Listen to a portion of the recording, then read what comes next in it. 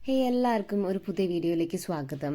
ഇന്നത്തെ വീഡിയോ നമ്മളുടെ കോളനിയിൽ വെച്ചിട്ടുണ്ടായിരുന്ന ഗണേശനെ കൊണ്ടുപോവാണ്, നിമജ്ജനമാണ്.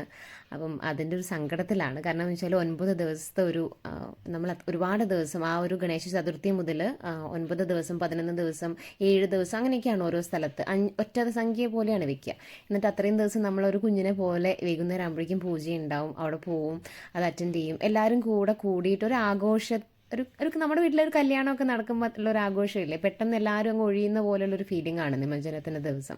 അന്ന് കഴിഞ്ഞാൽ പിന്നെ എല്ലാവരും അവരവരുടെ കാര്യങ്ങളിലേക്ക് തിരിഞ്ഞു. പിന്നെ അടുത്ത വർഷം ആവണം അങ്ങനെ ഒരു കൂട്ടായ്മ നിൽക്കാൻ വേണ്ടിയിട്ട്.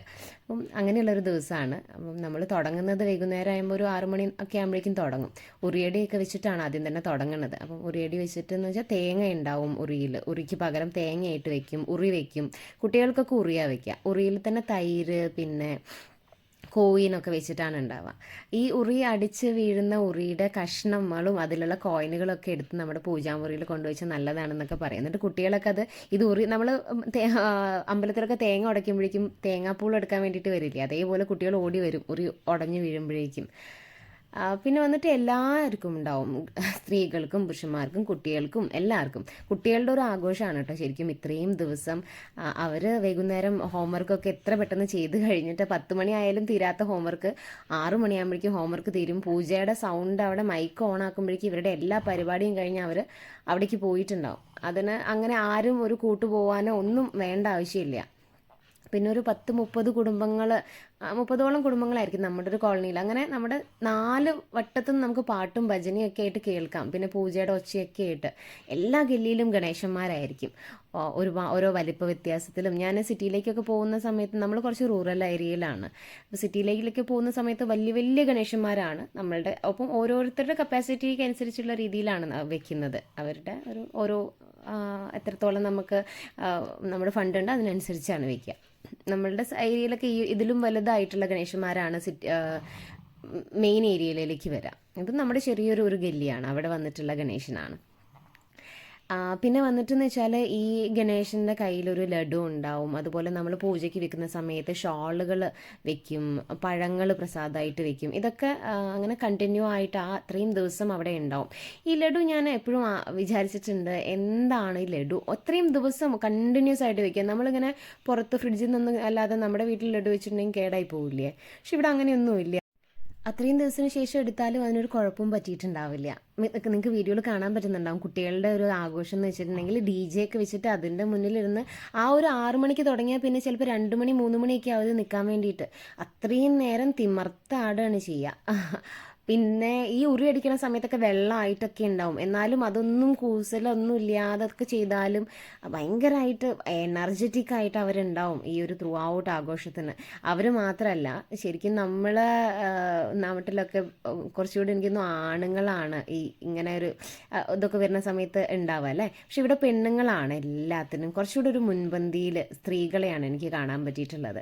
ഇപ്പോഴാണ് നമ്മുടെ നാട്ടിലൊക്കെ 2 പേരും ഒരേപോലെ ഒരു DJ ഒക്കെ വന്നിട്ടുണ്ടെങ്കിൽ കുട്ടികളും പെൺകുട്ടികളും ഒക്കെ കയറി നിന്ന് കളിക്കണത്. ഇവിടെ സ്ത്രീകളാണ് കുറച്ചുകൂടെ കയറി നിന്നിട്ട് എല്ലാത്തിനും ഉഷാറായിട്ടുള്ളത് കേട്ടോ. പൊതുവെ നിങ്ങൾക്ക് കാണാൻ പറ്റും, ത്രൂ ഔട്ട് ദ വീഡിയോ നിങ്ങൾ ശ്രദ്ധിച്ചിട്ടുണ്ടെങ്കിൽ കാണാൻ പറ്റും.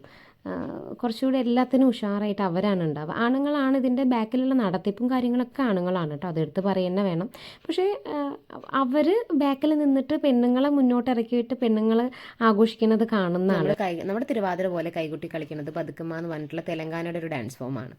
കോലാട്ടം കോല് വെച്ചിട്ട് അത് പിന്നെ എല്ലാവരും നമ്മൾ ഹിന്ദിക്കാരൊക്കെ ചെയ്യണതാണ്. പിന്നെ ഇങ്ങനെ ത്രൂ ഔട്ട് ഈ ചേച്ചിമാരും നമ്മളും ഈ ഒരു 6 മണിക്ക് തുടങ്ങി ഒരു ഡാൻസ് അല്ലെങ്കിൽ DJ സ്റ്റാർട്ട് ചെയ്യുന്ന സമയത്ത് മുതൽ അങ്ങ് തുടങ്ങും. പിന്നെ അത് കഴിയണ വരെ ഇങ്ങനെ കളിച്ചുകൊണ്ടിരിക്കുക ചെയ്യുക. ഇപ്പം നടക്കണമെന്ന് വെച്ചാൽ ലേലം നടക്കുകയാണ്. ഞാൻ പറഞ്ഞല്ലോ, നമ്മൾ ലഡു അല്ലെങ്കിൽ ഈ ഒരു ഷാള്, അതിൽ കൊടുക്കുന്ന ഫ്രൂട്ട്സ്, അതുപോലെ തന്നെ കലശം, ഇതെല്ലാം ലേലം ചെയ്യും. ചെറിയൊരു കോളനി ആണെങ്കിലും 1,00,000-ൻ്റെ അടുത്ത് അല്ലെങ്കിൽ 75,000 രൂപ ഈ കൊണ്ടുപോകുന്നതാണ് കേട്ടോ ലഡു. അപ്പം ഇതിനൊക്കെ തന്നെ 1,00,000, 75,000, 45,000 അങ്ങനെയൊക്കെയാണ്. കലശത്തിനൊക്കെ 45,000, ഷാളിന് ഒരു ഷാളിന് നമുക്ക് ഒരു 25,000, 30,000 അങ്ങനെയൊക്കെയാണ് ഓരോ വർഷത്തിലും ലേലം വിളിച്ചു പോകുന്നത്. ശരിക്കും നമുക്ക് അതിശയം വരും. ആദ്യമൊക്കെ വന്ന സമയത്ത് ഞാൻ വിചാരിക്കും ഇത്രയൊക്കെ എന്തായിരിക്കും. പക്ഷെ ഇവിടുത്തെ ആളുകൾക്ക് അത് ഭയങ്കരമാണ് കേട്ടോ. ഞാൻ അങ്ങനെ പറയുന്നതല്ല, പക്ഷെ ഇവിടുത്തെ ആളുകൾക്ക് ഭയങ്കരമായിട്ടുള്ളൊരു വിശ്വാസമാണ് അതിലൊക്കെ.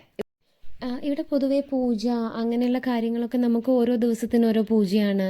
അതുപോലെ വെള്ളിയാഴ്ച ദിവസങ്ങളിൽ നമ്മൾ തിങ്കളാഴ്ച വ്രതം എന്ന് പറയില്ലേ, അതുപോലെ വെള്ളിയാഴ്ച വ്രതങ്ങൾ എടുക്കും ഭർത്താവിന് വേണ്ടിയിട്ട്. അങ്ങനെയുള്ള ഭയങ്കരമായിട്ടുള്ള ഒരു ഡിവോഷണലാണ്, കുറച്ച് ഭയങ്കര ഡിവോഷണലാണ് ആളുകളെന്ന് എനിക്ക് തോന്നിയിട്ടുണ്ട്. അങ്ങനെ നമ്മുടെ ആഘോഷങ്ങളൊക്കെ കഴിയാറായിട്ടുണ്ട്. ലാസ്റ്റ് DJ മൂവ്മെൻ്റ് ആണിത്. വെച്ചിട്ടുണ്ടെങ്കിൽ ഗണേശനെ മൂവ് ചെയ്തിട്ട് ഇങ്ങനെ വണ്ടി പതിയെ മൂവ് ചെയ്ത് കൊണ്ടുവരിക ചെയ്യുക. അപ്പം അങ്ങനെ നമ്മുടെ പാർക്കിൻ്റെ ഗേറ്റിൻ്റെ അവിടേക്കൊക്കെ എത്തിയിട്ടുണ്ട്, കഴിയാറായി. എല്ലാവരും ഭയങ്കര എൻജോയ് ചെയ്യുന്നുണ്ടെങ്കിലും മൈൻഡിൽ അയ്യോ നാളെ മുതൽ ഇതൊന്നും ഇല്ലല്ലോ എന്നുള്ളൊരു സങ്കടമുണ്ട്. അങ്ങനെ ഈ വർഷത്തെ ഗണേശോത്സവം ഇവിടെ അവസാനിച്ചു. അപ്പം ചെറിയൊരു വീഡിയോ ആയിരുന്നു. എനിക്ക് എല്ലാ വീഡിയോസൊന്നും എടുക്കാൻ പറ്റിയിട്ടില്ല. നിങ്ങൾക്ക് എല്ലാവർക്കും ഇഷ്ടപ്പെട്ടു എന്ന് കരുതുന്നു. എൻ്റെ ഒരു ലൈഫ് സ്റ്റൈൽ ഇപ്പം പോകുന്നൊരു രീതിയിൽ എന്തൊക്കെയാണ് അതൊക്കെ നിങ്ങളെന്നും കൂടെ കാണിക്കാമെന്ന് വിചാരിച്ചു. അത്രയേ ഉള്ളൂ. അപ്പം ഇതിൽ ഞാൻ എന്തെങ്കിലുമൊക്കെ തെറ്റൊക്കെ പറഞ്ഞിട്ടുണ്ടെങ്കിൽ ക്ഷമിക്കുക. എന്തെങ്കിലും ഉണ്ടെങ്കിൽ നിങ്ങൾക്ക് തിരുത്താൻ കമൻറ്റ് ചെയ്യാൻ വീഡിയോയ്ക്ക്. ആൻഡ് ഇഷ്ടപ്പെട്ടാൽ ലൈക്ക് ചെയ്യുക, സബ്സ്ക്രൈബ് ചെയ്യുക. Thank you so much.